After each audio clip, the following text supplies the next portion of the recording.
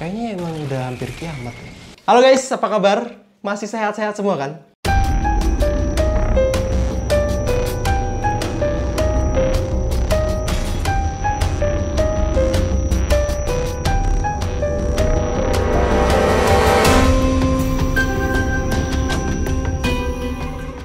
Setelah beberapa lama konten gue libur karena kemarin-kemarin itu gue lagi sibuk bikin naskah buat film Avatar 3 nanti. Jadi gue nggak sempet buat bikin konten kayak gini. Sorry ya.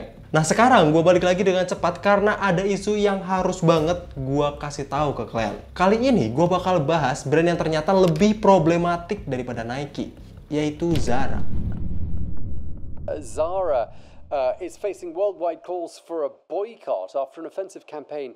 Stores of Zara, the fashion giant, it is facing a boycott. Zara has found itself in deep waters. After the brand released a new ad campaign showing its newest collection, many pointed how the images were similar to the pictures of the Hamas-Israel conflict. Yes, raksasa fast fashion asal Spanyol yang belakangan ini lagi happening banget karena kampanye mereka yang gak peka sama situasi geopolitik di dunia saat ini. Beberapa hari lalu itu, Zara upload kampanye produk baru mereka di sosmed yang dikasih nama The Jacket, dimana modelnya bernama Kristen McManamy itu pose kayak gini. Nah, kata dosen fashion, suatu kampanye fashion, apalagi fast fashion, itu kurang lebih harus relate sama kondisi terupdate. Dan minimal harus tahu lah what happening in the world pada saat itu. Tapi, kampanye Zara ini agak lain nih. Karena kalau gue lihat-lihat, kampanye ini konsepnya kayak pasca huru-hara gitu.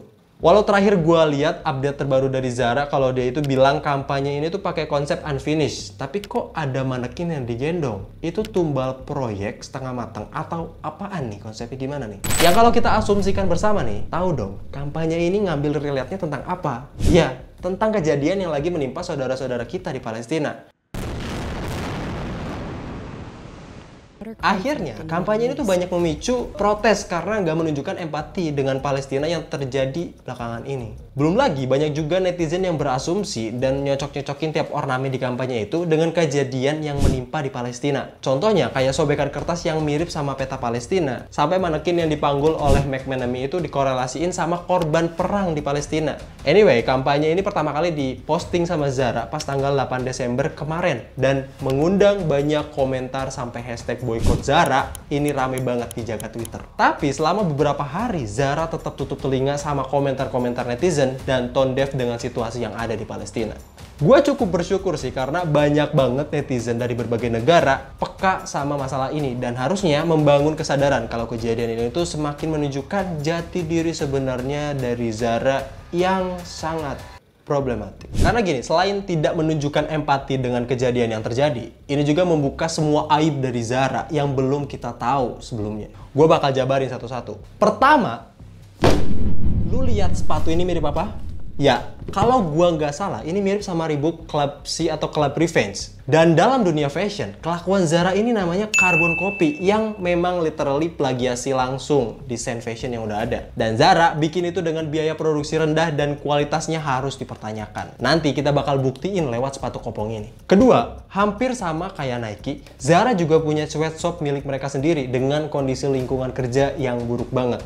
Banyak buruh Zara yang diberlakukan layaknya budak dengan jam kerja 16-19 jam sehari. Dan upah yang mereka dapat gak seberapa kalau dibandingin sama resiko pekerjaan yang mereka dapatkan. Dan kabar paling baru pun ada kecurigaan kalau umat Uighur juga jadi pekerja paksa di pabrik Zara. Lu yang kerja 9 to 5 aja ngeluhnya setengah mati. Baru gajian langsung ngajak party dengan alasan healing. Katanya mau kaya, pengen sejahtera, tapi gak ada usaha.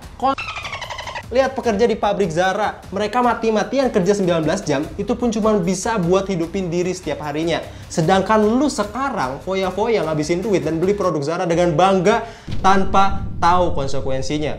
Ketiga, masalah lingkungan jadi sesuatu yang gak bisa kita lewatin juga lah. Karena produk fast fashion itu sama dengan produksi sampah karena tren sesaat doang. Kemana produk fast fashion yang gak laku? Ya dibuang. Dan harusnya kalian sadar, kenapa banyak banget baju kayak Zara, Uniqlo, H&M, dan lain-lain yang harganya ini bisa diskon sampai murah banget. Karena yang mereka produksi, literally pakaian sampah, polyester, yang kualitasnya rendah, dan kalian semua menganggap itu keren. Itu cuma sedikit yang bisa gua ungkap tentang si inisial Zara ini. Kalau kalian masih punya hati, kalian pasti ngerti harus apa? Setelah menghadapi banyak komentar buruk netizen, Zara men-take down konten tersebut setelah beberapa hari. Fast fashion brand Zara decided to pull down the ad from its website and also its app. Tapi mereka nggak apologize sama sekali dan malah menyayangkan kita para netizen karena salah kaprah tentang polemik ini. Padahal udah jelas-jelas mereka yang buta dan tuli tentang masalah ini. Nyalahin kita, kan sampah ya? Udah produksi sampah, mereknya kayak sampah. Jadi gua rasa ini semakin membuka mata kalian gak sih? Supaya kalian gak usah bangga lagi pakai produk-produk branded, sedangkan ada darah orang yang gak berdosa dalam setiap apparel yang kalian beli dengan bangga dan pakai. Belum lagi Zara yang pura-pura gak peka terhadap situasi di Palestina dan malah menjadikan keadaan itu sebagai kampanye brand mereka. Udah makin gak jelas memang dunia ini. Kayaknya emang udah hampir kiamat ya.